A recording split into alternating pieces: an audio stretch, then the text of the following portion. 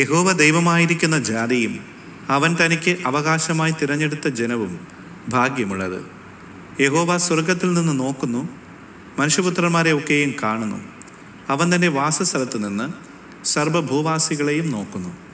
അവൻ അവരുടെ ഹൃദയങ്ങളെ ഒരുപോലെ മെനഞ്ഞിരിക്കുന്നു. അവരുടെ പ്രവൃത്തികളൊക്കെയും അവൻ ഗ്രഹിക്കുന്നു. സങ്കീർത്തനങ്ങൾ 33 12 മുതൽ 15 വരെയുള്ള വാക്യങ്ങൾ.